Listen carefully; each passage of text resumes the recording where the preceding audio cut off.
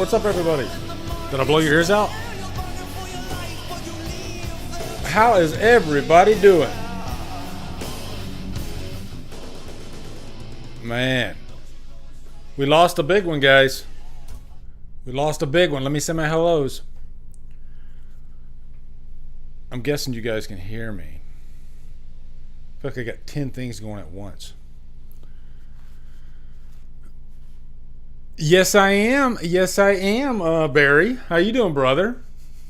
Yeah, I you know, and I was actually looking for a way, because I have all these horror VHSs from abroad, but it's hard. It's hard to find a way to actually play these, but boy, they look nice when they're on display. Let's see. Do I have it down there? Hold on. Let me see. Let me say my hellos first. I'm always like jumping all over the place. Damn it. Chester, how you doing? Fachi, what's up, brother? DDLive followed by my new show at 9. Damn good double feature. Hell yeah. There you go. Kevin Munn, how you doing? Erica, how are you doing? Jason from Backtrack Cinema, Clint Eastwood month. Polly, how are you doing? Rick Michaels, Linda, how are you doing? Jobette Gret, is that right? Did I say that right? Job T. Gret? I tried. Mark Edgar, I see some channel members in there. Nice to see you. Chris, how are you doing, brother? Austin, yes. Does anybody know what that band was? I won't even ask you the song. Can you tell me what the band was? Does anybody know what the band was? Okay, and I played it for a reason. But besides it being totally badass.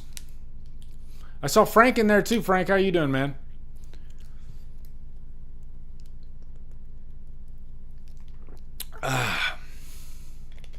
Katie Lee, how are you doing? Nice to see my my lovely channel members. I saw some patrons in there too. Very nice, very nice. Oh, let me grab one of those. No, that was not Black Sabbath. Is it close? It could be a little close. I don't know. I'll tell you. It is Blue Murder. Blue Murder is the name of the band. They came out at the wrong time.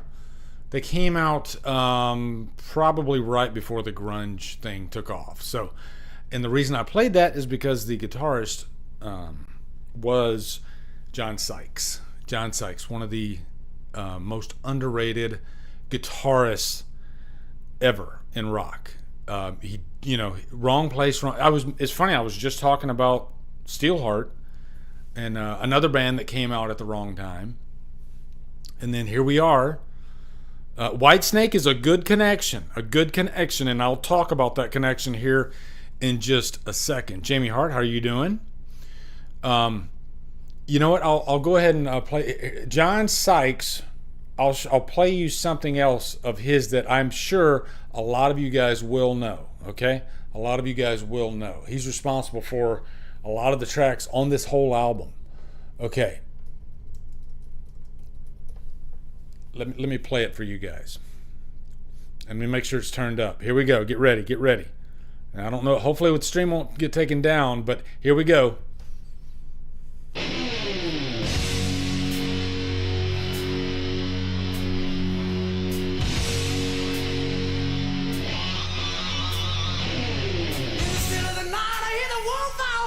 Sniffing around your door. In the still of the night, I feel my heart beating heavy, telling me you gotta have more. You gotta play the tall hi-hat.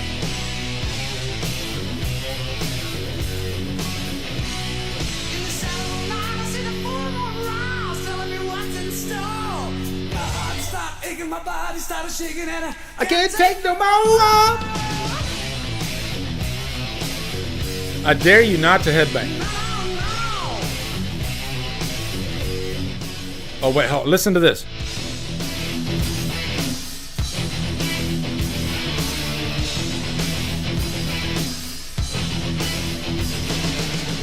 Wow. I'm sure you guys knew that. That is John Sykes. Man, John Sykes went through some tough times. And he's easily one of the... He just had such a signature guitar sound that is irreplaceable. It was very wild sounding, but it also had a lot of like blues and soul in it. But the guy was clearly talented and just very creative, right? He passed away at the age of 65 of cancer very recently, and he was a very private guy. Man, there's a long story. I actually have like a People magazine thing about, but I don't even think I need it because I know, like I know a lot, okay? Because I am an 80s metalhead, and I knew a lot of bands, and I really got into a lot of the lesser known bands in the late 90s. There he is, Dave Vanderhoff. He knows. Dave, I played Ptolemy from Blue Murder. That was my opening song, and you missed it. I guarantee. Dave Vanderhoff, tell me right now, set these people straight. Do you know who Blue Murder is? I'm sure you do. I know you know who Blue Murder is. Yeah. God, where do I start? John Sykes, Jesus. So John Sykes started out, as far as I know anyway, in Thin Lizzy. He was in Thin Lizzy back in the early 80s, I think, for 1 or 2 albums. I'm no expert of his, but I'm very aware of him. Then he jumped into White Snake, and he was in White Snake. I believe the first album he played with White Snake was Slide It In. What an album title. Which it's a great album, by the way. Slide It In. You had okay, I'm gonna get myself in trouble, but I'll do the first 2 tracks on the Slide It In album are called Slide It In. That's the first song, and then the second song is called Slow and Easy. I shit you not. Okay, you can't make this stuff up. But I believe that was the first album that John Sykes played in. You know what? I will show you at least what the guy looked like. Okay? Say the album title one more time. Slide It In. That's what it was called. Okay. You know what? I'll show you what the guy looked like so you can get a name to a face. Because I want to honor him today. The guy was a freaking legend. Everybody knows that Still of the Night. But he wrote a lot of the songs on that whole album. Is This Love? Big White Snake hit. He took White Snake to the next level. All right, where am I at? Hold on. Let me close that. There you go. White Snake, Thin Lizzy guitarist John Sykes dies of cancer. Thoughtful, kind, and charismatic. There he is. Let me see if you guys can see that. Yeah. The guy looked like a Viking stallion. He looked like he could have been on those scandalous romance novels back in the 80s, So, and I think sometimes your good looks can get in your way sometimes. Some of these guys, they're really, really good looking, and they're so freaking talented, but somehow maybe that kind of hurts them. Like it gets in, like people don't take them as seriously as they should, because John Sykes was a very good looking guy, but look at it, he had a baby face. But man, the guy was so freaking talented, and every band was wanting to get him. And this is him later in life, we all age. But yeah, let me finish my story though, okay? We're still in story time, okay? So yeah, he's in White Snake. The next album after Slide It In was the self-titled album that had all those hits on it. And here's the thing. There was a big falling out, and I don't know, it's he said versus he said. David Coverdale had a falling out with not just John Sykes, but the band. And one thing you need to know about David Coverdale, some of my younger viewers might not know too much about David Coverdale. I think the first time I even discovered Coverdale was the self-titled album with John Sykes. I didn't really know much about them, but I loved that album so much that caused me to go back and check out Slide It In. And I might have checked out the album before that too. But one thing that I found out later was that David Coverdale, he owned the title White Snake, and he was one of these guys that he would just recycle musicians, you know, like every album he would just fire the whole band and get a whole new crop of people. So I would imagine David Coverdale was probably a hard guy. No, Erica. Slide it in. I would imagine that he was a hard guy to work for, right? Because you never knew, like today might be the day we get fired. And so I think the story goes, David Coverdale, they recorded the most, you know, the most popular album, and then he had like vocal trouble, and so he had to I think he couldn't even finish all of his vocals for the album. So then there was a big fight between him and John Sykes, and so then he ended up just and not personally, he had somebody else just say, "Hey guys, you're fired." And he hired 4 new guys. And so when you watch the music video for Still of the Night and for, you know, some of those other hits from that album, you know, the one that had Tawny Katane all spread out over a car because David Coverdale married her. The musicians those musicians in that video, they did not record on that album. That was John Sykes. So John Sykes was really hurt by the whole thing. You know, he had a lot invested in Whitesnake. I think it was his next step towards his career really, really progressing. And then he gets fired right at the last minute. So then he ends up forming Blue Murder, but he forms Blue Murder in 1989. And that album is phenomenal. You know, fellow metalheads that are really into all things, you know, 80s metal, 80s rock, I think most of them probably know Blue Murder, and especially they know John Sykes, because John Sykes was just such a freaking legend, and his talent was, you know, he was up there with the greats like Eddie Van Halen and Steve Vai and Joe Satriani and countless others. He was at that level, you know, not just talented but also creative, and just had such a signature sound. So then after Blue Murder, you know, I'll play you another song from Blue Murder that was, I think it would have been a hit. Let me go back. I'll play you one. It's called Jelly Roll. Here you go. Here you go. Listen up.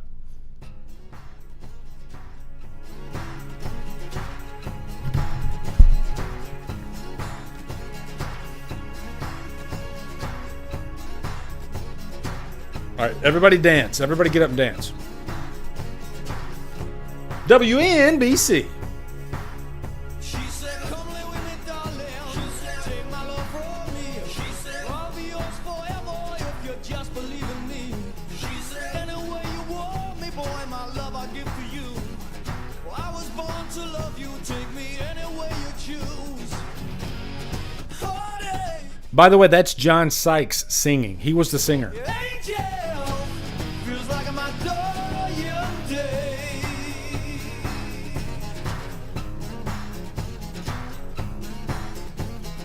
I don't need no doctor, I don't need no priest. All I need is my baby girl to bring it on home to me. I just need a love each and every day. Only she can set me free and take these old blues away. Yeah. Take 'em away. Here we go. She said, "Trusting in my darling, for together we are strong." She said, "You are all I live for, I would never do you wrong." She done fooling with my head, she take possession of my heart. Now I'm standing all alone here and my world just fall apart. Heartache coming my way. Angel, feel like my dying day. Feel like my dying day. I don't need no doctor, I don't need no priest. All I need is my baby girl to bring it on. I think you get the idea. Yeah. So yeah, if you ever get curious, check out. It's on Spotify. Blue Murder, the whole album is fantastic, and it has some really epic songs. Some of the songs are pretty long too. Yeah, some of them are like in the 7-minute mark. So, yeah, Valley of the Kings. Check that one out. That's like a really big song by Blue Murder. They had 2 albums out, but the first one's definitely the best. So, let me answer some of your questions. I see one in there already. All right.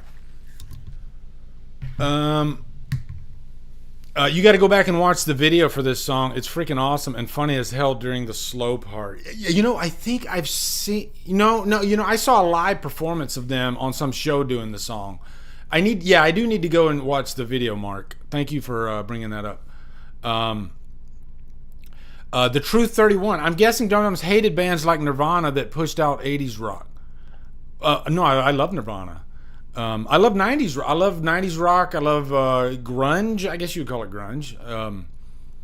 Now Nirvana. I guess technically they did push out some 80s rock because Bleach was, I believe, in the late 80s. So, truth, man. I'm a big music fan altogether. It's not just like 80s metal. And hey, Liana, how are you doing? I mean, to I guess break down all the types of music I like, Jesus. My first 2, you know what? Let's give you a Drumdums music lesson, okay? Maybe this will explain why I'm kind of all over the place with my music taste. Christmas morning sometime in the 80s, I think like 84, 83, 84, somewhere around there. I got my very first cassette tapes for Christmas. The 2 cassette tapes were Prince, Purple Rain, and Quiet Riot, Condition Critical. Can you, like, that pretty much set me up right there. And I don't know why, I just remember that particular Christmas so well. Those 2 cassettes, why my mom got me those 2 albums. I don't remember if I asked for them, but yeah, I got them. And I listened to the radio back then when they played. By the way, radio in the 80s, nothing will ever beat it. It was the greatest time to be alive. All the great 80s new wave and rock, and then you'd get like classic rock. They wore out like Led Zeppelin on like classic rock stations. Now classic rock is like grunge and stuff. It's weird, you know? So yeah, those were my first 2 albums that I ever got. And I remember my sister, she had like the 45s, and she would be dancing around in her bedroom. My sister's older than me. She's like 2 years old, 2 or almost 3 years older than me. And so she would be like dancing around in her bedroom, and she'd have like, "Oh, Mickey, you're so fine, you blow my mind. Hey, Mickey, hey, Mickey." And then she'd have like, why am I singing? We're running with the, I can't hit the, Pat Benatar, I cannot hit those notes. We're running with the shadows of the night. Yeah, that's what she was listening to that I just butchered. You know, my audience, tell me when you were at the age of, say, 7, 8 years old, what were you listening to, you know? Because that's what I was listening to. That's what my sister was listening to when we were really young. And then I got into, like, you know what? I think this is the very first, and it's probably not, but I'll call it like close to my first rock song I ever heard. And I'll play it for you. Hold on.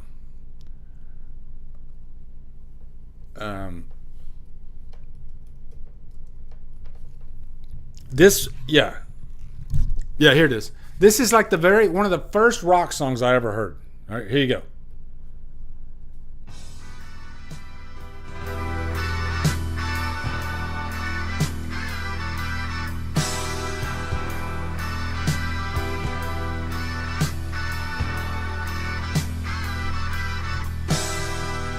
There's a bar right across the street. Little River Band.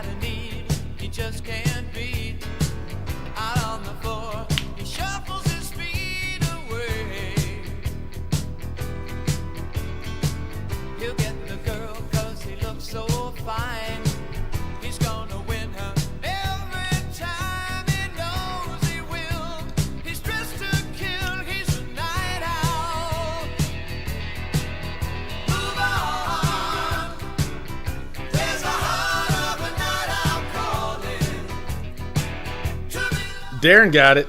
Little River Band. Fuck yeah, man.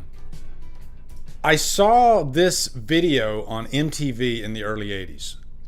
And I say it's like the first rock song I ever heard, but I'm sure it's not, but I'll just call it. I guess it's the one that like had an impact on me. Like for some reason it stuck out, and still to this day, I constantly, that song just constantly. Guys, like, is there a song from your childhood that's still there? Like you'll never let it go. It's just. I have so many of them. I'm gonna play you another one here in just a sec. Let me see what you guys are saying. Brandon says Evanescence. Yeah, I like Evanescence. Kaylee Lee says 80s music and 90s music. Juan says I listen to 90s music, rock and roll, alternative grunge. Let me see. James Stewart says my mom listened to more 90s. Do you like the band Heart? Yeah, I love Heart. Are you kidding me? Especially like 70s Heart. You can't go wrong with Heart. Now, I'm going to play you one more. This is another video that I saw on MTV. MTV in the 80s was the bomb. It was the freaking bomb, okay? All right, here's another song that I love that's still to this... still very impactful to me to this day. Here we go.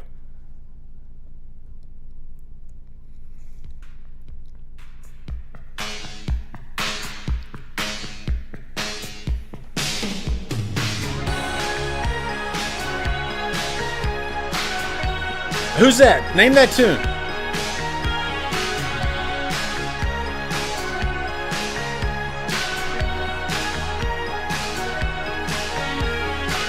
It's not the way you look, it's not the way that you smile. Oh, there's something to them. It's not the way you have your hair, it's not that certain style. Is anybody gonna bring it up? That could be that could you. If I had a photograph of you, someone to remind me, I wouldn't spend my life just wishing. Is that not so infectious? That freaking synth?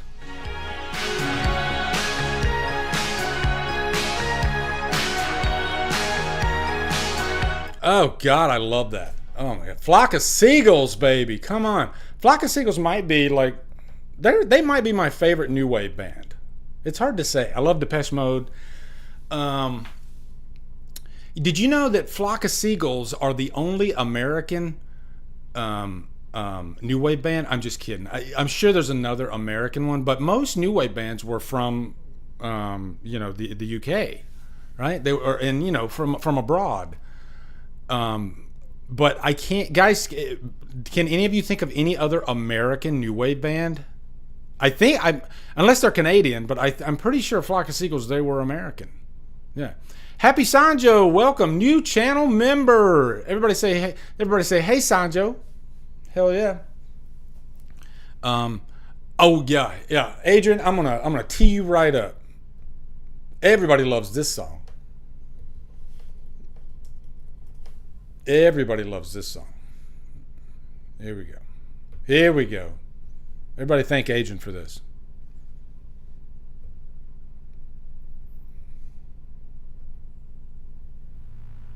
Yeah.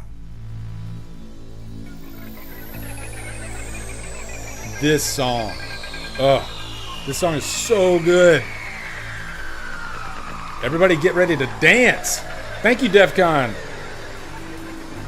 Delicatessen. I'll check it out. Thank you. Everybody get the fuck up right now. It's time to party. Can you guys hear me talking over the music? Is the music too loud? Let me know.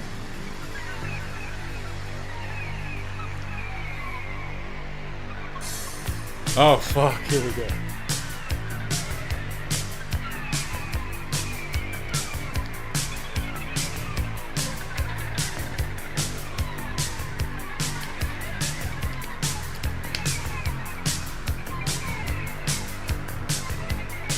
We're going to celebrate John Sykes with music.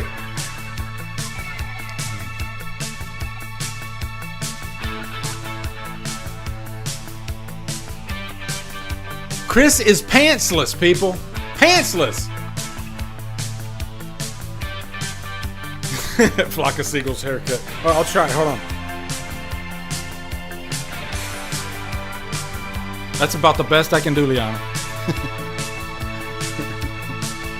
I wish I had that hairdo. It's like all the way down here.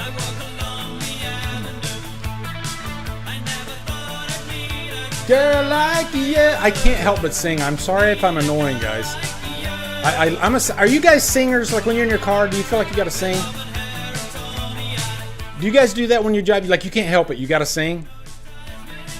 My daughter's that way. If you're in the car with my daughter and music's on, she is going to sing. Like this. And I ran so far away. I just ran. I can't sing, but I don't give a fuck. Because I'm going to have my fun.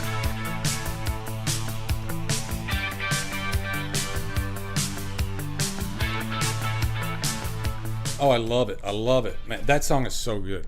Thank you, Adrian, for recommending that one. Are we doing requests?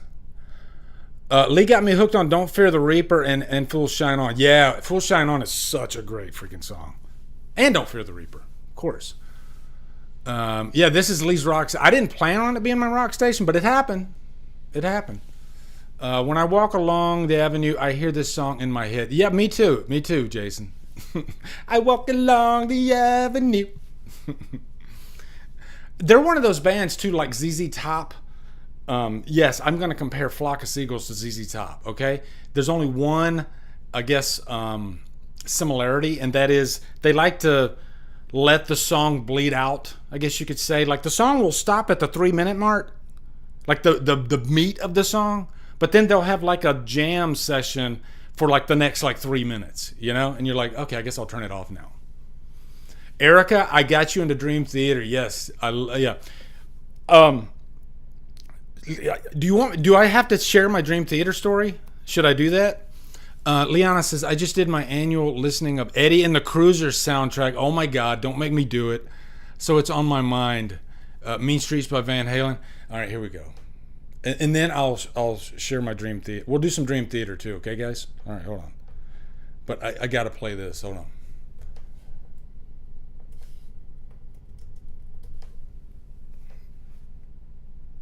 Yeah, oh yeah, here we go. Here we go. Here we go.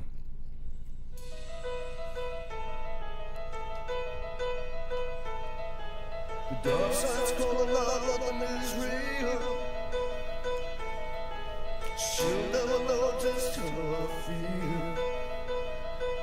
Top 10 best movies of 2024. Oh yeah, I made Antonis. I made a whole playlist. Check it out. It's on the main page. So Me, Pull Me Under by Dream Theater. Hell yeah, brother.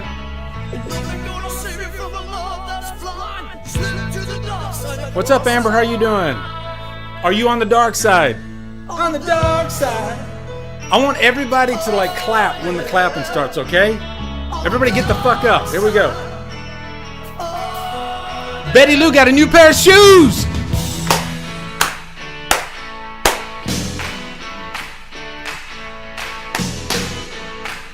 Oh God, I love it.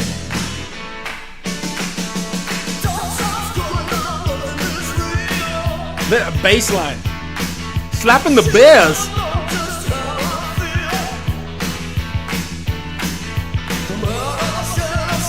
I see so many channel members. It's awesome. Make me feel crazy, make me feel so mean. Is anybody dancing right now?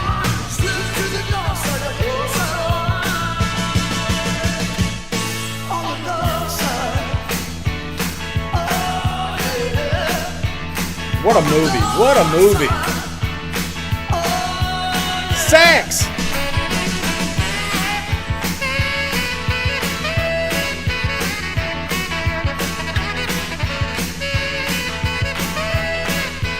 Oh God, that's good stuff. And then we could roll, you know, we could do this. We could roll right into this. We could darken it up. There you go. Here you go, Erica.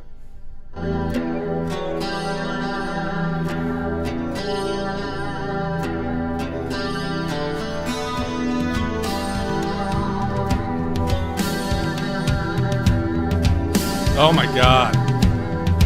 Chills. Freaking chills.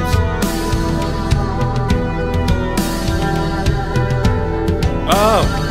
Fuck. Love it. Slapping the bears.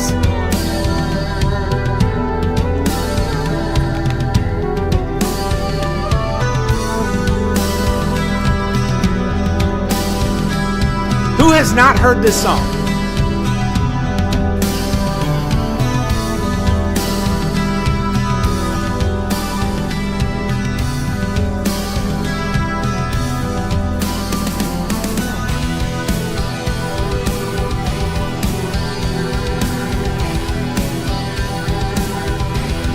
WNBC. What's up, Scott?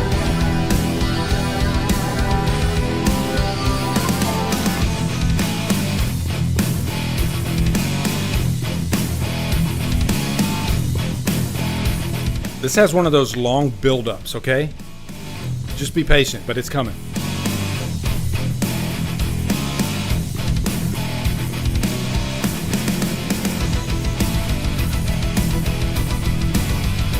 Listen to that double bass.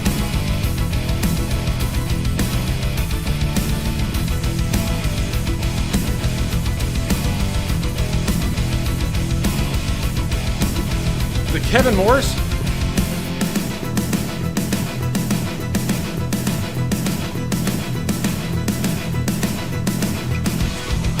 Lost in the sky, clouds roll by and I roll with them. So I'm driving down the road in Denver, Colorado, Seas increase and and this fucking song comes on. this world is spinning around me. This world, And I was like, what the hell is this? every day since future past. And I immediately wanted to research this band. First, I wanted to find out who it was.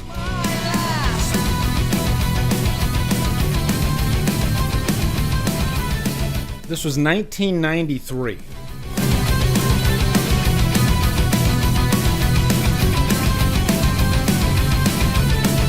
And then they come out with this part right here. Watch the spell falling, gives no meaning to love. Not today, not yet tomorrow, then some other day.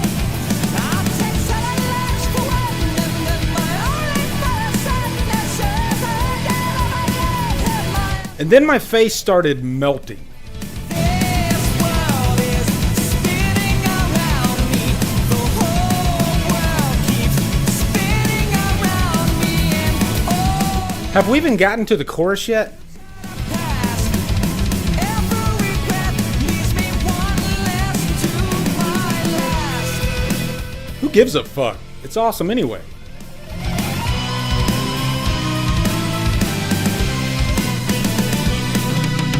Hold me under, hold me under, hold me under. I'm not afraid.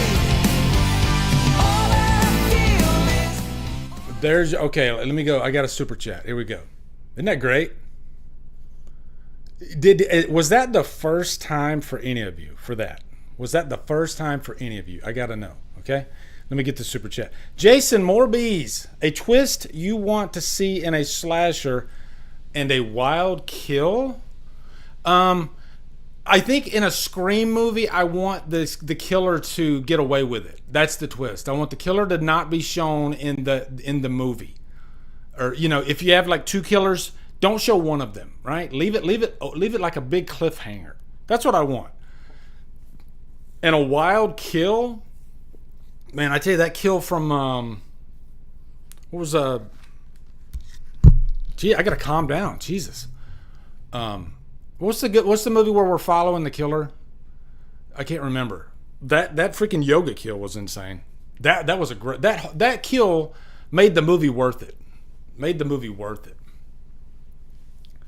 So I guess that's my answer for a wild kill. What's the name of that movie, guys? Shit. That Brandon, that was your first time hearing Pull Me Under. Wow. In a Violent Nature. Thank you, Brock. Yes. Brandon, what did you think? Did you like it? Was it your cup of tea? Yeah.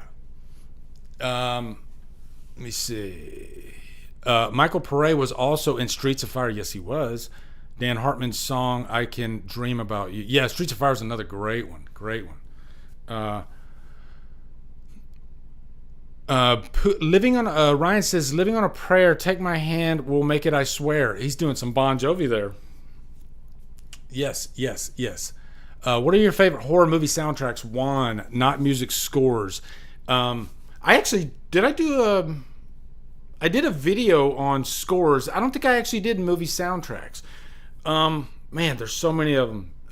Definitely Trick or Treat from '86. That soundtrack's one of my favorite rock soundtracks. I love the Freddy vs. Jason soundtrack. That one's awesome. The Crow soundtrack is probably my all-time favorite soundtrack. I mean, really, the first 3 Crow movies have banger soundtracks. Like, I probably listened to the second Crow, City of Angels soundtrack just as much, almost more than the first one. And the first one's my favorite. But man, they just have so many great songs. I love a soundtrack that has exclusive songs on it. I don't like it when they have a soundtrack that has all songs that are available on like the albums. Like Big Empty from Stone Temple Pilots, that's on the first Crow soundtrack. That song's perfect for that movie. But they also put it on their Purple album. But man, that's like one of my favorite soundtrack songs. I know another one is Last Action Hero, but that's not a horror one. But that is a really great soundtrack because it has like What the Hell Have I by Alice in Chains on it. And I don't think that song's on any of their albums. So, yeah. Brandon says Guardians of the Galaxy album. All 3 have been. Yep. I have I got the third one for $11, brand new. Guardians of the Galaxy Volume 3. Where did I get that? I can't even remember. I think I found it online somewhere, and I was like, wow, and I just ordered it. Rick Michaels mostly listens to country. Yeah, I do like a lot of the older traditional country. I will tell you this. When I used to take like long road trips, there's no better music for road tripping than George Strait. George Strait Greatest Hits, Volume 1, Volume 2. I could just Amarillo by morning. Just there's something soothing about driving a long road trip and listening to like George Strait. You know, Garth Brooks. I like the first few Garth Brooks albums. Do any of you remember how big Garth Brooks was? I mean, like, do you realize, like, he in the 90s, Garth Brooks was so freaking big that he surpassed like all the rock acts, and that was kind of unheard of. Usually country stayed in its own lane, and and rock did its own thing, and usually rock and pop outsold country on the charts, at least on the Billboard charts. But then in the 90s, here comes Garth Brooks, and I think he just caught like a zeitgeist or something like that, because everybody was listening to Garth Brooks at the time.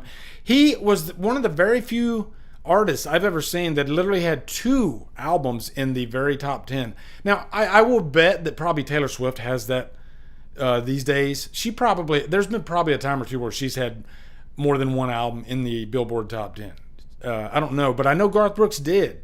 Like the what's the album with Rodeo? I think his 3rd album. That when that one came out, the No Fences album was still in the top 10. That had Low Places, Friends in Low Places on it. But at that time, I was more of a rock guy. But that's when I started listening to a little bit of country and getting like Tracy Lawrence. I was into Tracy Lawrence and a few of the artists. But Lori Morgan, I definitely had a thing for Lori Morgan. Not gonna lie. Do you have a favorite popular song you like? Don't Fear the Reaper, Mr. Sandman, or Love Hurts, or any other song that was in a Halloween movie? Well, and Full Shine On from Halloween 6. As a matter of fact, when I first saw Halloween 6 in the theater, when that song came on, it just like leaped out at me. I loved it. And I think there's something cool about 90s movies and the rock music that, like, remember like Creed had that song from Scream 3, What If? I don't give a fuck what you say. That is a badass fucking song. What If? That song is freaking awesome, and it's placed perfectly at the beginning of Scream 3. And you know, there were a lot of like 90s bands.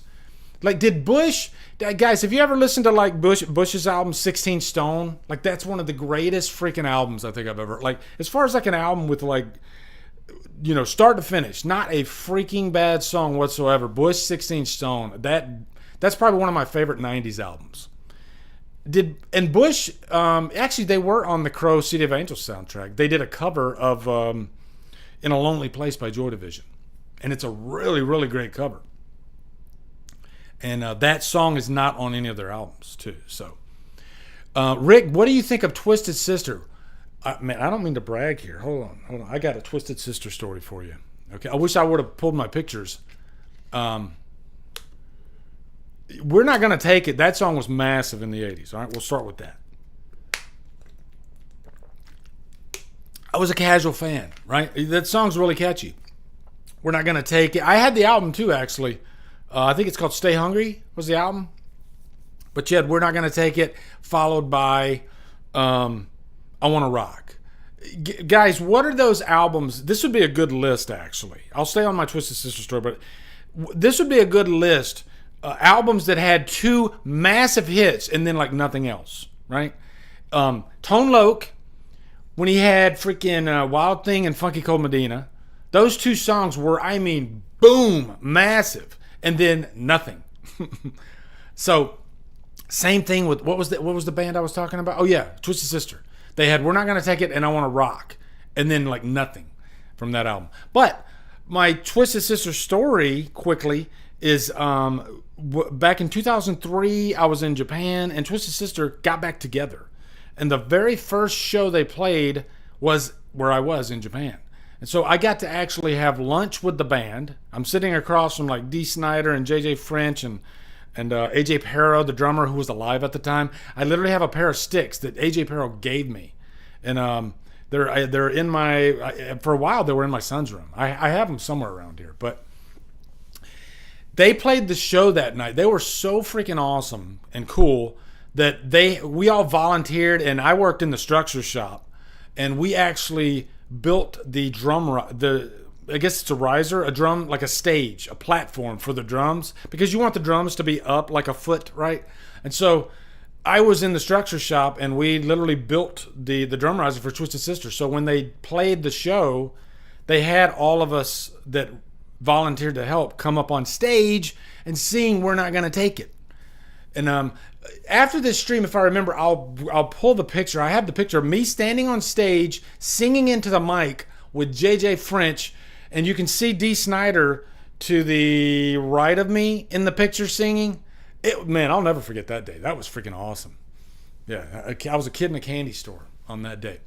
Let me see. I saw a question from. Let's see. Hold on. Horror guy Haley, what do you think of Ice Nine Kills? They are like a horror band. They just did a song with art. Yeah, I love that song. I have the record actually for the first horror inspired album that they did that had like songs for Halloween and Friday and Nightmare and Texas Chainsaw Massacre. I have that, and The Crow. I have that album. It's really, really good. I love the song they did for Halloween too. But yeah, they did a song for Scream, I think, in the next album. And they just released this song for Art the Clown, which is really cool too. So yeah, I love Ice Nine Kills. My son used to listen to them before they were doing like horror music, you know, because they were just a regular like hardcore band before that. And they had I think they had a couple of hits back then. Okay, let me go down here. Condition Critical. He says, another album that reminds me of only 2 songs being massive and the rest of the album no one talking about would definitely be Quiet Riot, Metal Health. Yep. Metal Health and Come On Feel the Noise. And man, that song Metal Health is so freaking good. I mean, I like Come On Feel the Noise too. That story of Come On Feel the Noise is kind of interesting because they didn't want to do the song because it's a cover. And they begrudgingly did the song and they only did 1 take out of spite. And that's the take. But it ended up being great. Maybe it's one of those things where, like, if you don't give a shit, you end up doing a really good job. If you do give a shit, then there's too much pressure and you don't do a good job. So, yeah. Yes, thank God it is Friday. Sweet Black Cadillac is a great Metal Health track. Who is this? Who is this? Let me see. Hold on. Man, time is flying with you guys. Jesus. Is there any like big horror news? The news. You know what? Let me check comingsoon.net and see if there's any like news in general. Unless you guys know of some. Let me see. Hold on. I'm going to go comingsoon.net.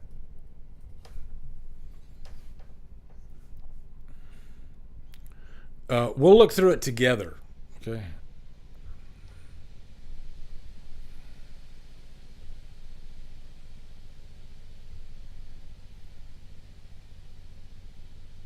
And Jesus, the freaking ads. Man, I remember comingsoon.net, they had a completely different layout.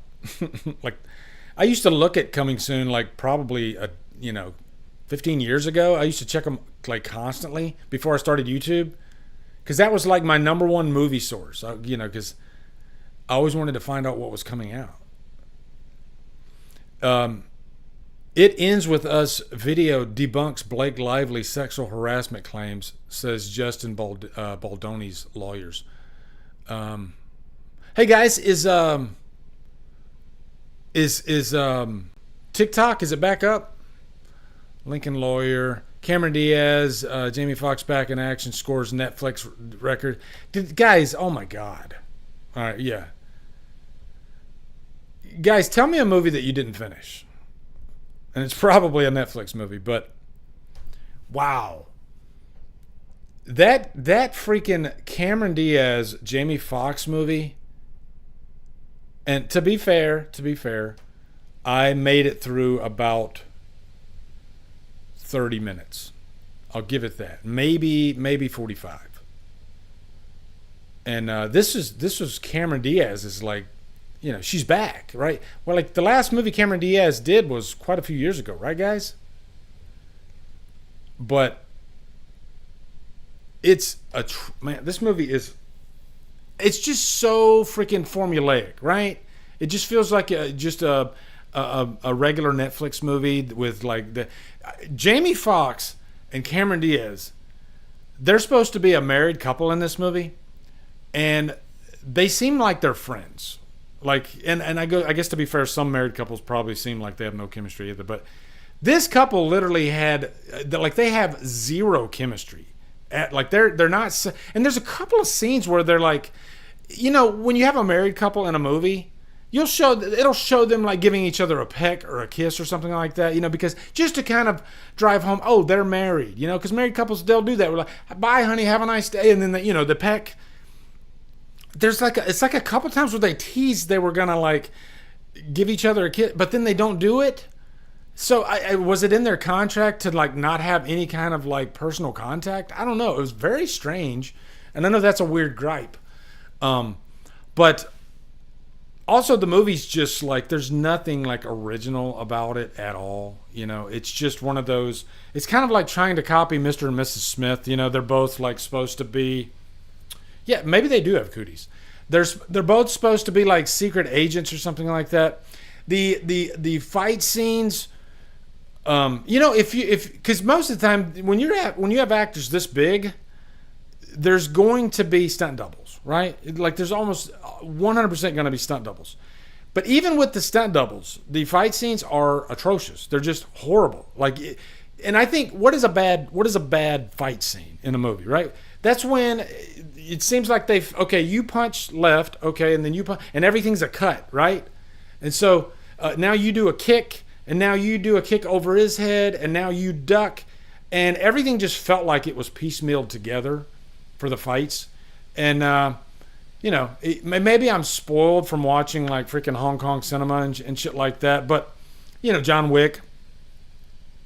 But I mean, if you get a good fight choreographer and you're using stunt doubles anyway, why not pull out a cool freaking fight scene? I don't know. To sum it up, there was just nothing to grab onto in this movie, and I was just like, ugh.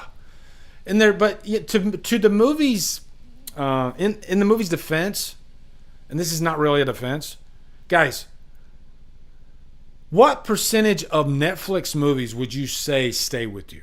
And I really think about this, okay? Think about this question. What percentage of Netflix movies, like say you watch 10 Netflix movies a month, what percentage of that 10 movies do you take away and you're like, wow, man, that movie's just going to stay in my head for the rest of the year, right? And let me get this super chat while you give me that answer, okay?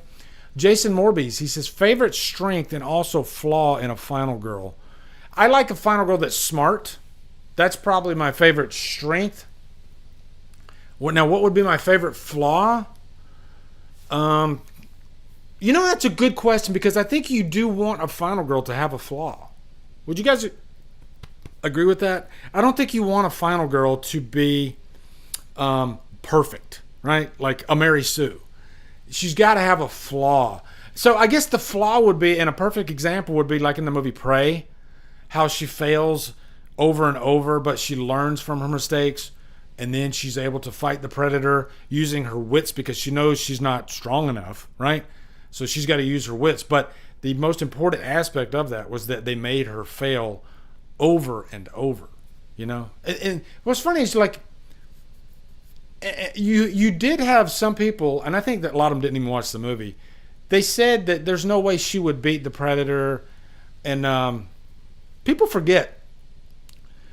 Arnold Schwarzenegger in the first movie, going physical, hand to hand, got his ass freaking whipped.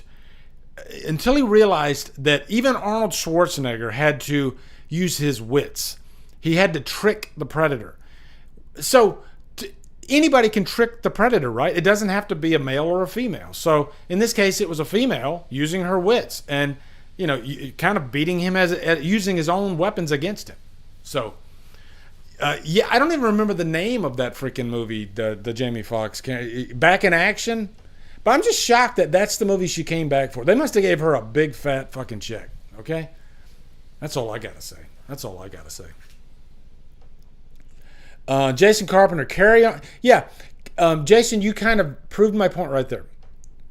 Carry On was, I think, the best Netflix movie that I saw last month. It was probably the best Netflix movie I saw last month. And you know what rating I would give Carry On?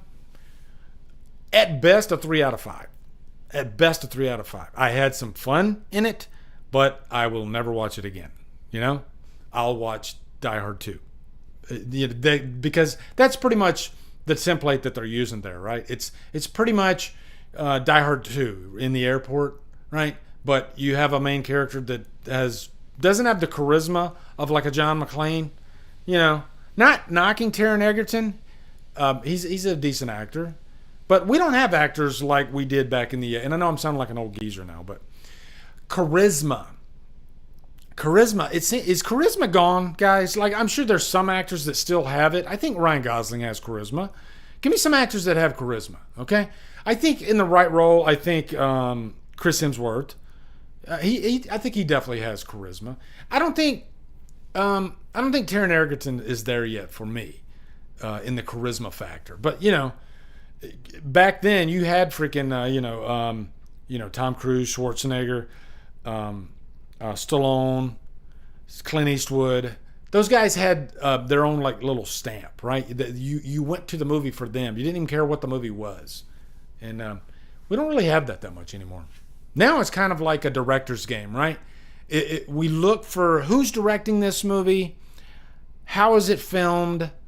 You know, those are, I think, the front loaders of, like, if we hear that Robert Eggers is doing the movie, usually us horror fans, we'll go sight unseen, you know? Tommy Lee Jones, yes. Oh my God, I just watched The Fugitive. I threw that on again a couple months ago, and man, is he great in that. Like, he steals every freaking scene. Yeah. I like a guy like that that just takes. Johnny Depp, that's another good one, definitely. Hey, Gene, how you doing? Yeah, man, I can't believe. What time did we start? Man, we've been doing this over an hour. It's insane. We did listen to a lot of music, didn't we? Hey, Misty, how are you doing? Yeah, Johnny Depp, it definitely has charisma. Patrick Wilson and Vera Farmiga, very charismatic. Yes, I agree. Brad Dourif, for sure. Yep. Fear and Loathing is so fucking... Yeah. Fear and Loathing is awesome. Awesome. I did have to get set up for the live stream. You're right. Lance, what's up, man? How are you doing? Chris, I need an update, man. When is Who Killed Who? I saw your post the other day. Now, is it still coming out at the end of February? The first one, Who Killed Maureen? Because I'm chomping at the bit, man. I gotta see it. I need an update. Come on. Oh, and guys, did you guys answer me? Is TikTok still? I guess I could check my app.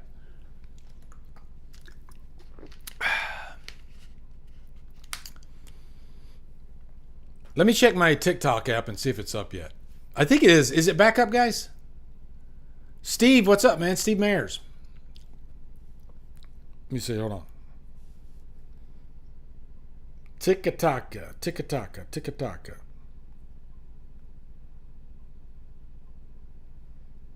Let me see. All right, I just pulled it up. Let's see what happens. Welcome back. Yeah, it's up. Okay. That is a... What the fuck is that? Hold on.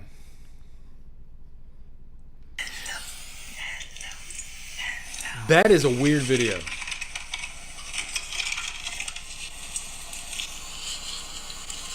She's putting chicken McNuggets on a stick.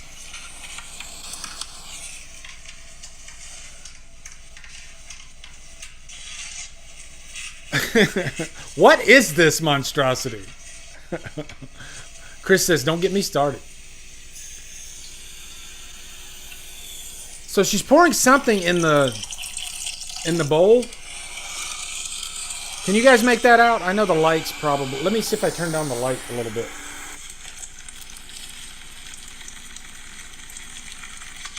So what if I turn off the light? There you go. Hold on.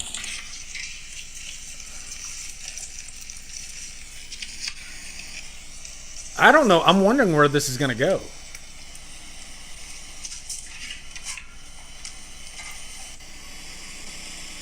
Oh, wow. So she made like an apple turnover, but it's got chicken McNuggets in it? With fries?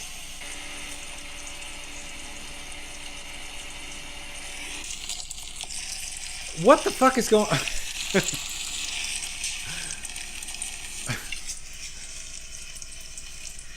That's weird. Does it ever end?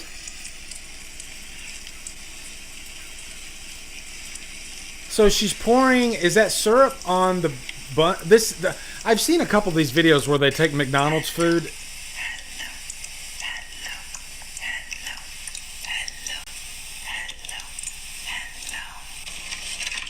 If you guys are looking for horror content, there you go. That was some scary shit. What's up, Chris? How you doing?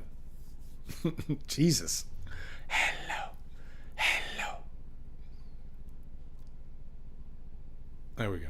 Okay. Pierce Brosnan has charisma as well. Yes, he does.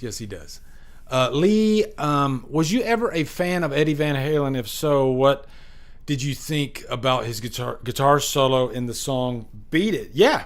I even heard I'm a big fan. Of course, I'm a huge Eddie Van Halen fan. Guys, did you ever hear the rumor?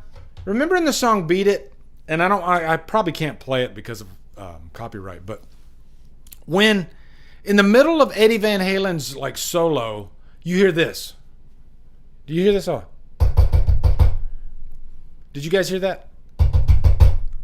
In the next time you listen, you hear like a knocking on the booth, and the rumor was that Eddie Van Halen was playing and someone was knocking on the booth and somehow it got in, like it stayed in. I don't know how true that is, but I've heard that rumor. So that's kind of an interesting little tidbit about his. But Eddie Van Halen has such a unique sound. I was actually, funny enough, I was listening to some Eddie Van Halen today too, because remember in Back to the Future when Marty McFly's got the suit on and he goes over George McFly's bed and he's playing the on the Walkman, he's playing Van Halen. And up until today, I was like, I've never heard, is that song on one of Van Halen's albums, that little intro? And funny enough, that was actually recorded for a movie that came out before Back to the Future that starred Leah Thompson and Eric Stoltz, who got fired from Back to the Future. Does anybody know the name of that movie? I just drew a blank. What was the name of that movie? I think it's called The Wild Side. I think it's called The Wild Side, something like that. But that song was actually recorded for that movie, but nobody ever watched that movie. Like, I didn't even hear about the movie until I went down a Back to the Future rabbit hole, YouTube rabbit hole recently. Do you guys ever do that? Sometimes I get obsessed with the whole Eric Stoltz thing. Guys, I want to see that Eric Stoltz version of Back to the Future so bad. Like, if I could have one movie wish, The Wildlife. Thank you, Lance. If I could have one, Lance, have you ever seen that? Is it good? If I could have one movie wish, it would be to see the Eric Stoltz version of Back to the Future. I want to see it so freaking bad. And I was in that rabbit hole. I was listening to an interview with Thomas Wilson, who played Biff. Hey, Drumdums, I know you're a massive Stallone fan. You review Fist. Oh, man, I've only seen Fist like a couple of times. It's definitely not my favorite Stallone movie. I'll have to go back and watch it again because that was a huge bomb. But yeah, back to the story though. Yeah, Thomas Wilson was talking about because Eric Stoltz shot like 2/3 of Back to the Future. And he said he did not like Eric Stoltz because he was very method about his acting. And I guess the scene where he is bullying Marty McFly, and remember Marty McFly, he like pushes Biff, to stand up to him. I think it was in the cafeteria. Yeah, because remember he hits his collarbone and he does like this. Remember that? Remember Marty McFly doing that? Well, Eric Stoltz shot that scene before he got fired. He shot 2/3 of the movie. And so Thomas Wilson, Biff, was stating that they shot that scene over and over and over. And every time they shot it, Eric Stoltz, with all of his might, bam, right in his collarbone. I mean, bam! I mean, hard as fuck, right in his collarbone every time because he's fully method. And Thomas F. Wilson, who's a big guy, by the way, pulls him aside between the take. He's like, hey, we're acting. You're hurting me. Like, this really hurts. Could you please, I will go with the punch and I'll go back and we will sell it without you having to break my fucking collarbone. And so he tells him that. And so, okay, let's do the next take. Next take. Bam! He freaking whacks him again right in the collarbone. And so then Thomas F. Wilson, he's like, okay, between take, Eric Stoltz, or Marty, because he demanded to be called Marty on set. I still want to see that version so bad. He says, Marty, if you hit me like that again, we have another scene coming up where I pull your ass out of the car, the big hero scene with George McFly. He says, I'm not going to hold back, okay? Just so you know, if you hit me like that again, I'm gonna really, really fuck you up. Okay, I'm gonna put, and we're gonna have to do multiple takes. I'm gonna grab you, and I'm going to literally shake you like a chimichanga, and I'm gonna fuck you up so bad, and you're gonna go home. You're gonna be sore as hell. All right. And so he said that scene never happened because Eric Stoltz got fired shortly after that scene. And because Eric Stoltz would not stop. He just kept freaking. And Thomas F. Wilson said he was bruised, like literally bruised from, this side of his shoulder where he was unloading on him. So I think it's cool when actors go method. You do whatever you got to do to get into the role. But when you're hurting other people, then that's crossing the line. You can't do that. Davey Dethray, what's up, brother? How you doing? Nice to see you. Yeah. But yeah, I went down do you guys ever go down like a YouTube rabbit hole? You start with one subject and then the YouTube recommends other videos. And man, I tell you, I do it all the time. I get into a Back to the Future. I saw Back to the Future in the theater in '85. And it was huge. Everybody was loving that movie. But I never knew about the Eric Stoltz thing until years and years later. But Bob Gale has stated that there is a warehouse somewhere, and that warehouse has all the reels, 35 millimeter reels of the Eric Stoltz. And he says one day it will come out, and you'll get the 35 millimeter version with the sound and everything of the Eric. Now, 1/3 of the movie's not there though. But man, I tell you, if you watch that interview with Thomas F. Wilson, though, he talks about how when Eric Stoltz, most actors, if they make it up to like the halfway point of any movie, then they're safe. They're not going to get fired, okay? Because it's just way too much. Thank you, Misty. That's very kind. It's just way too much money, right? So and he said they were literally having conversations between takes when they were friendlier, and Eric Stoltz literally stated once they were past the halfway mark, he was like, "Hey, cool, we made it past the halfway mark. Looks like I can't get fired now." And he was like joking around saying, "I can't get fired now," and then he gets fired like a week later. Jesus, it's freaking insane. But they said they fired him because it was just it wasn't the performance that they needed. Guys, here's a question for you: what is like an actor that would not work in a certain type of role? Like I could say Stallone.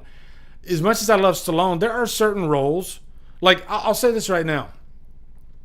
Stallone was my idol growing up. Almost like a father figure almost, right? When you're a kid and you're watching Rocky and Rambo and you just, that's what you kind of want to, model your life after. That's what I want to be, watching Rocky. That pretty much set up my whole, fitness journey, right? And so many other people. That movie makes you want to work out. So as a kid, I was really into Stallone and his movies. And in the 90s, he did The Specialist. And he does this love scene with Sharon Stone. And normally I'm all about love scenes. They're fun to watch, right? Yeah, it's good stuff. It was weird for me to watch Stallone in a love scene. And I know that sounds weird for me to even say that. But it was just, I had such a strong connection with him as like a father figure as a child, that it was weird for me seeing him it was just awkward.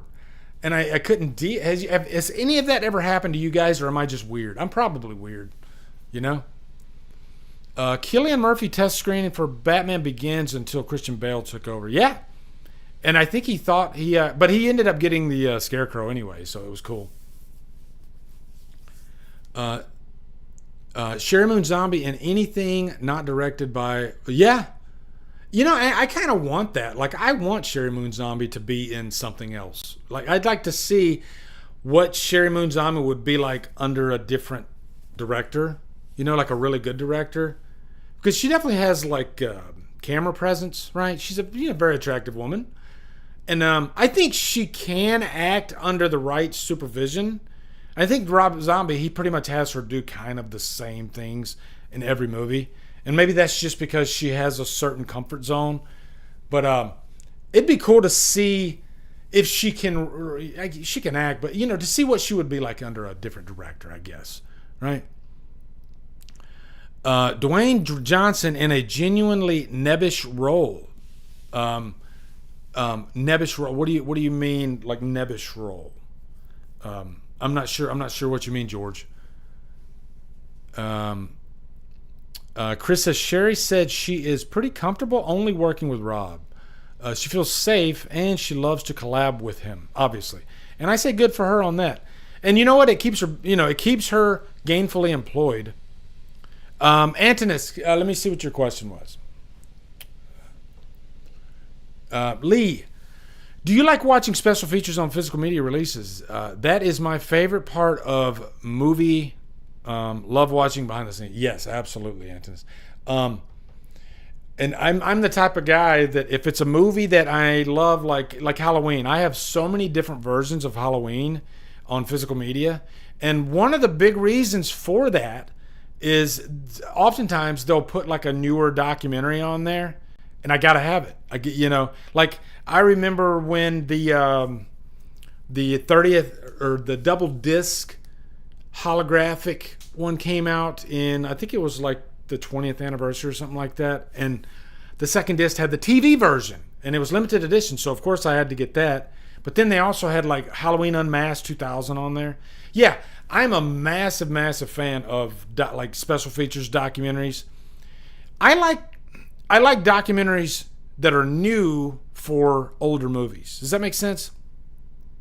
Like if I buy like a Marvel movie, I'm gonna be honest, more times than not, I don't watch the behind the scenes stuff, because it was filmed as they were making the movie. And the reason I don't usually do that is because everybody's got their nice face on because they're promoting the movie. So they're not going to be 100% real and talk about if they had problems with the movie. So I tend to not even bother with those that much.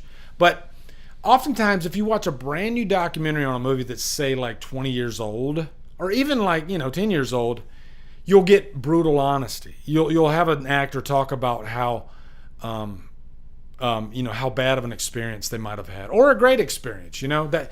And it seems like the bad movies in a franchise run are the movies that I want the documentary of more, right? Like, say, like, let me see, what's another movie that I had to see this, like, say if there was like a Silent Night, Deadly Night box set, right?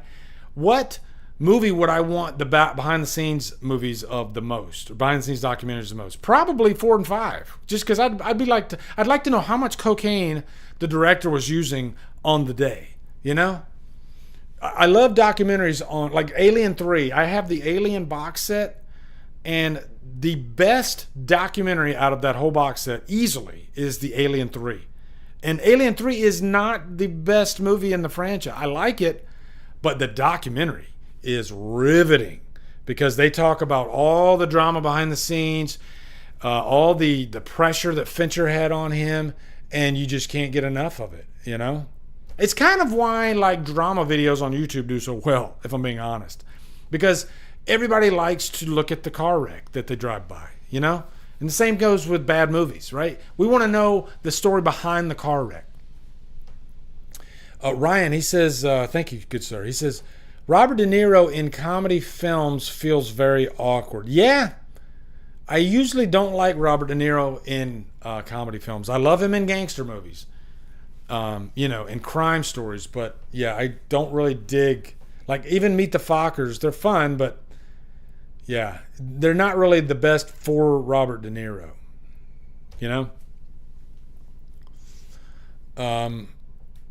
Let's see, Lee, what do you think? Mega Cat. What do I think? I think I'm hungry. That's what I think, Mega Cat. Kurt Russell was great working with Carpenter back then. Yeah. Those. I'll watch anything with Kurt Russell and Carpenter. Guys, wouldn't it be cool if John Carpenter made one more movie and it was up to the level of what he did in his heyday, like the early '80s? Wouldn't that be insane if something like that happened? But it seems like directors, once I don't know what it is, because he's still got his wits about him.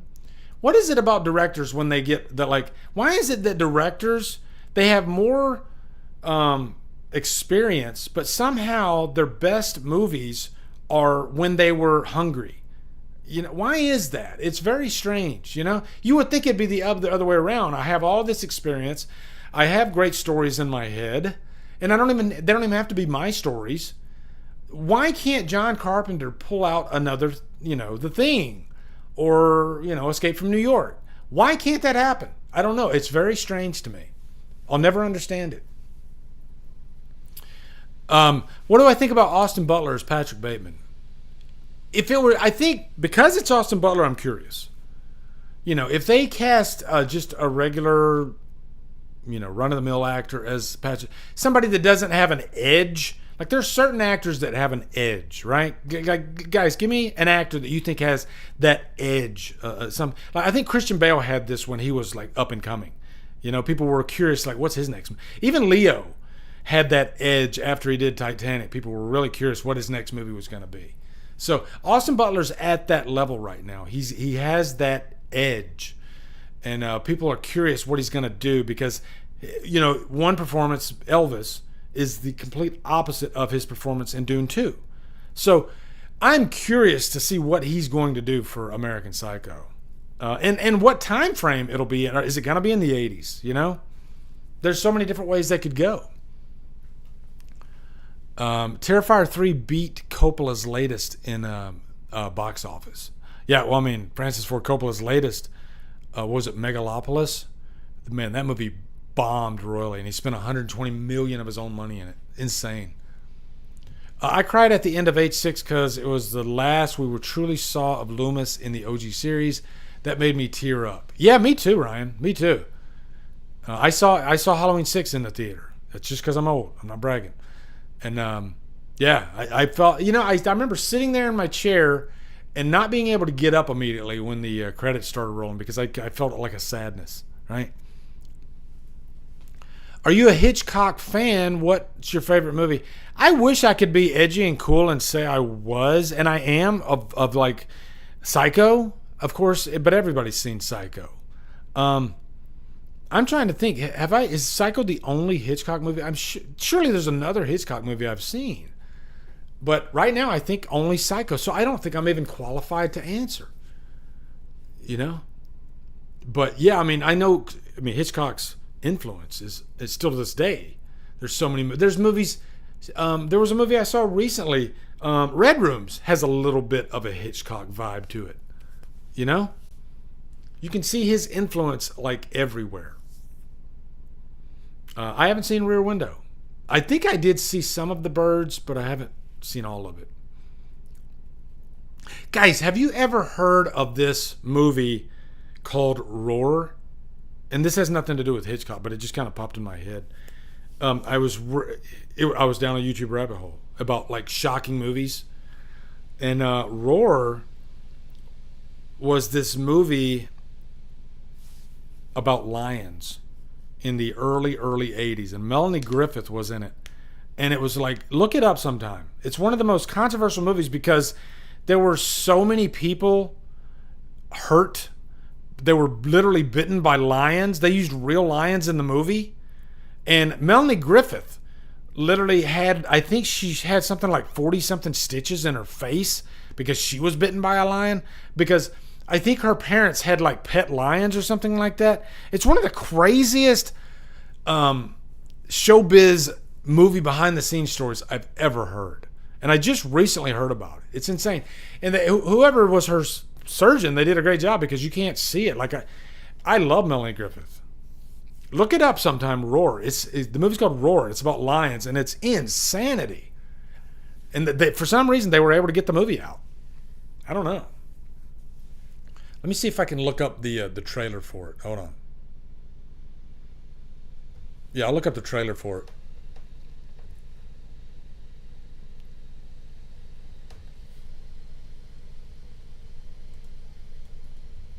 $1981. Let me get you guys over here. News. It's the opposite of How to Train Your Dragon. Sean Combs is a monster. I want to speak about this now P. Diddy. because I've witnessed everything. What the fuck was he thinking? Now boats have all rolled on, and the storm has come and gone. And while the road was The most dangerous movie ever made. helped us through, here we are in Eden. This is a madhouse. No, it is. It's just like life. You get the funny with the tragic. Here we are in Eden. Though we walk No animals were harmed. almost slipped away. 70 members of the cast were. What the fuck? Feel the power of the lion when he roars like thunder. But you could get killed. The cat's got a little extra. Yeah, that's all. Oh. Why did you bring us here? We're just gonna die. And do you know what your friends are probably doing to your family right now? They are eating. Shut up.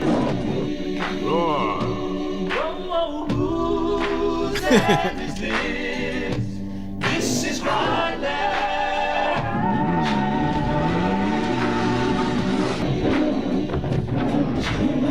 Holy shit.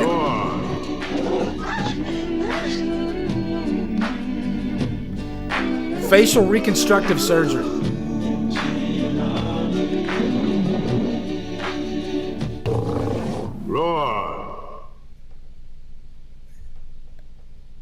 I can't believe they marketed the movie like that. Wow. Like, was that the actual trailer, like, back then? That's insanity. 70... Jason, what's up, man? He says, that's badass. Yeah, 70 crew members were injured during the making of that movie. Good night. White Lion, yeah, there you go. I freaking... nice for setting that one up, Dave. I am a massive White Lion fan. That's a band that nobody ever talks about. I freaking love White Lion. Okay, I have their very first album, not the one with Wait, but the one before that.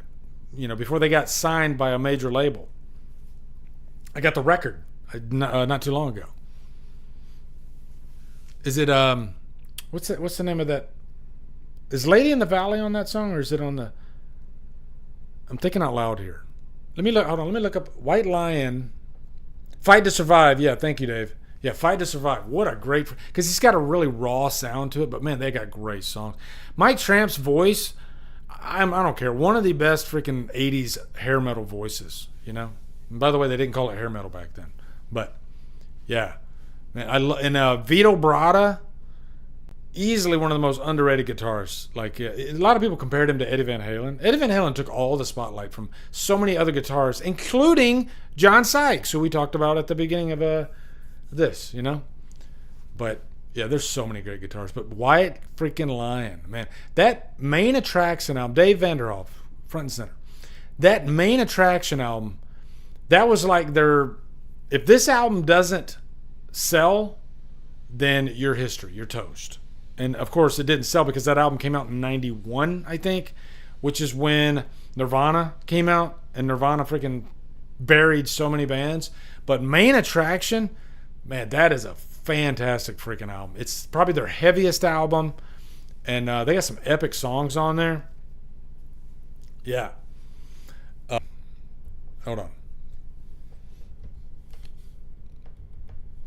I'm gonna blow your face off. Here we go. Hold on.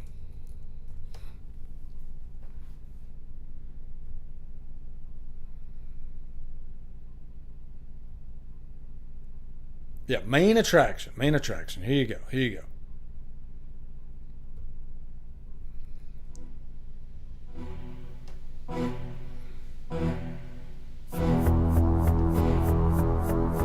I'm gonna speed it up a little bit.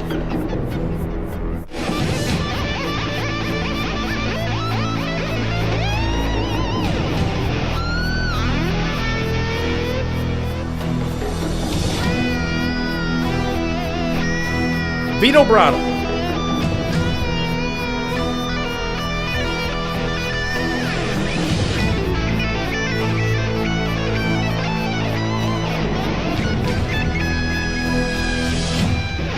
Here we go.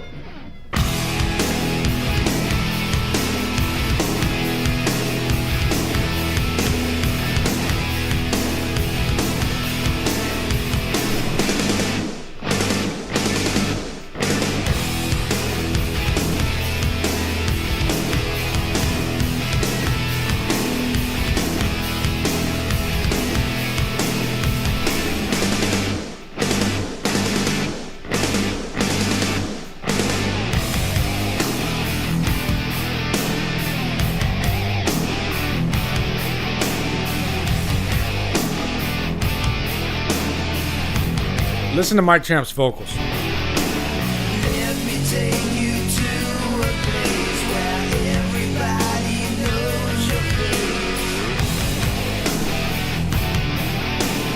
There's no king and there's no queen, and everything is like a dream. You can live in harmony with those who were your enemy. You can do just what you want. No one here will ever hurt you. There'll be lights and thunder. There'll be a time to wonder. And there will be no crying. There'll be lights and thunder. There'll be a time to wonder. And there will be no crying. Have a good one, Chester. Listen to this part right here, guys.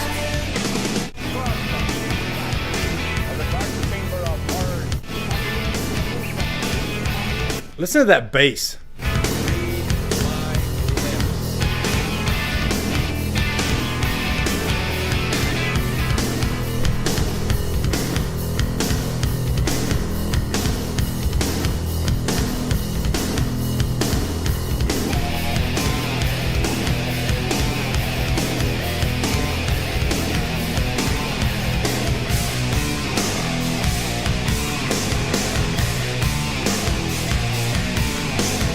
Would you like to live forever?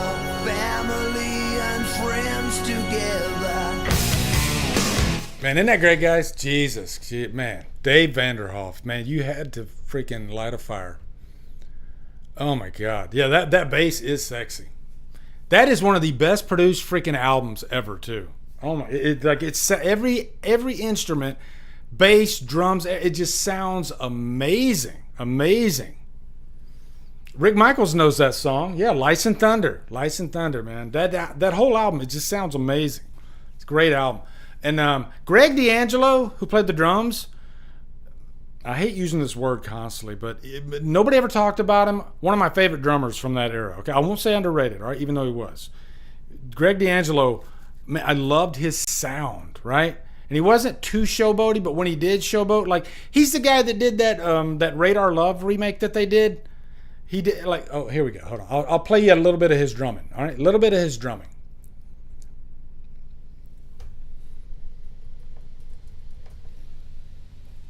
Radar Love.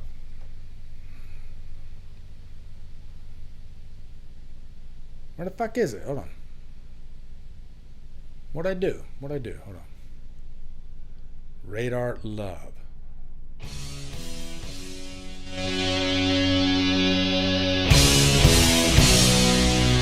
I'm gonna set you up with the drum solo, okay? Here we go. Hold on.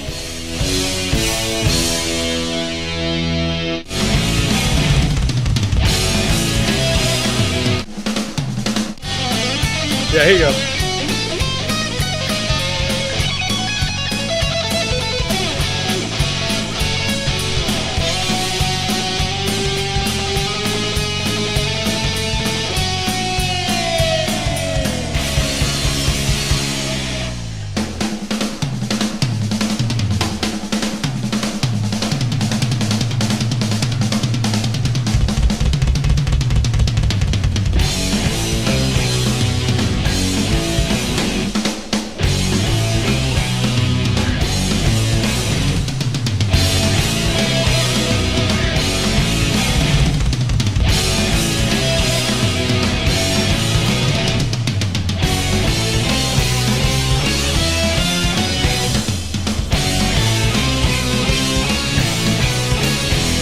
Oh, God. Man, that's all you need, guys. That's all you need. You don't need anything else, right? Jesus. Insanity. 7:27. Damn it. Got to cut it out. That was, Katie Lee, that was Radar Love by White Lion. Radar Love by White Lion. Yeah. I do need another drum vid. I can't help but air drum, right? I need to set my kit up again so I can get going, right? Yeah, Richard Christie, White Lion is my favorite. Richard Christie, yeah, he loves White Lion. He loves Halloween too. Yeah. All right, guys, I got to cut it off. I got to cut it because the boss, she's going to be calling here in a minute. All right. So, anyway, guys, this was fun. I pretty much just, it was just a, did you guys like this? There was just a hang session, right? We did music. We played grab ass. We really got nothing accomplished, okay? Nothing accomplished in this, but it was fun, all right? So, Tony, check out the replay, man. We had a blast. We were grab ass, and that's what we were doing, all right? Thank you, Brandon. I appreciate that, man. But, yeah, you guys take care of each other, okay? And I'll talk about Moby Dick next time, all right, George? All right. Well, I'll talk about some of my favorite drummers. All right? We're going to talk about Danny Carey on the next stream, all right?